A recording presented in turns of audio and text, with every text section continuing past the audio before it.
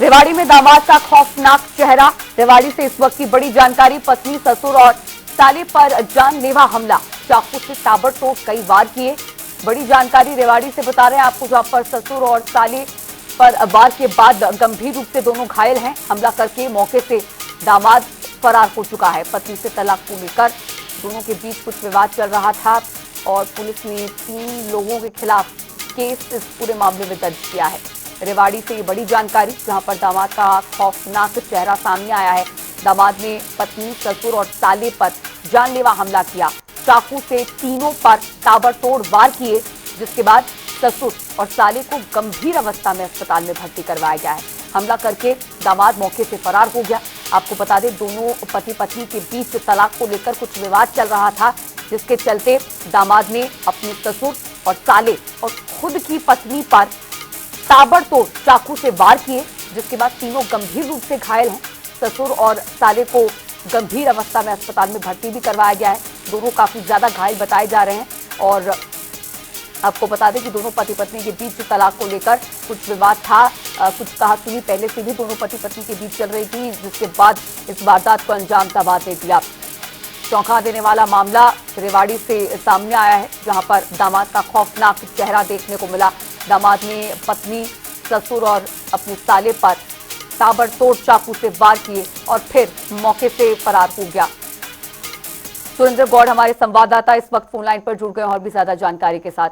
सुरेंद्र, क्या है ये पूरा मामला और क्या कुछ वजह इसके पीछे रही, कुछ पता चल पाया है अभी तक? जी बिल्कुल, मैं आपको बताना चाहूंगा कि ये रेवाड़ी के ग्रुप एक्ट का मामला है और एक जो है तलाक का केस चल रहा था और बेटे की कस्टडी का मामला विचाराधीन था कोर्ट में। तो इस लेकर जो पति है वो अपने ससुराल पहुंचा और जैसे ही उसकी पत्नी ने दरवाजा खोला तो चाकू से वार कर दिया। जैसे ही उसकी भाभी और उसकी माँ उसको बचाने को आई तो उस पर भी चाकू से वार कर दिया। ऐसे में जो शख्स है उसने इनके अलावा उसके साले और उस ससुर को भी चाकू से हमला कर गंभीर रूप से घायल कर दिया। आज इन्हें एक निजी अस्पताल में भर्ती कराया गया है। अगर इसके पीछे की वजह बताई जा रही है कि पत्नी का जो है अपनी पति के साथ तलाक का केस और बच्चे की कस्टडी के लेकर केस चल रहा था। इसी से गुस्साए पति जो है गाड़ी लेकर अपने ससुराल पहुंचा था। जैसे ही शोर शराबा हुआ तो पति अपनी गाड़ी में बैठकर फरार हो गया। सेक्टर 3 थाना पुलिस ने जो है मामला दर्ज कर लिया। 3 लोगों के खिलाफ मामला दर्ज किया है, जिसमें पति तथा उसकी बहन तथा उसके बहनों के खिलाफ मामला दर्ज किया है। हालांकि अभी कोई गिरफ्तारी नहीं हो पाई है। पुलिस का कहना है कि जल्द ही आरोपियों को गिरफ्तार कर लिया जाएगा। जी, आरोपी ने सुरेंद्र जिन 3 लोगों पर वार किया है, ससुर, साला और अपनी पत्नी, उन तीनों की फिलहाल हालत क्या बताई जा रही है?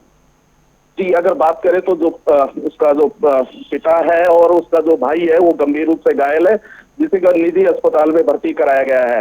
डॉक्टरों का कहना है कि वो अभी नाजुक स्थिति में है और अभी उसका उपचार चल रहा है। जी ठीक है, बहुत शुक्रिया सुरेंद्र गौड़ जुड़ने के लिए और तमाम जानकारी अब तक पहुंचाने के लिए। तो दामाद का खौफनाक चेहरा, दामाद ने पत्नी, ससुर और साले पर कई वार किए चाकू से। जानलेवा हमला तीनों पर करने का प्रयास दामाद द्वारा किया गया, जिसके बाद गंभीर अवस्था में ससुर और साले को अस्पताल में भर्ती करवाया गया है। निजी अस्पताल में दोनों को भर्ती करवाया गया है।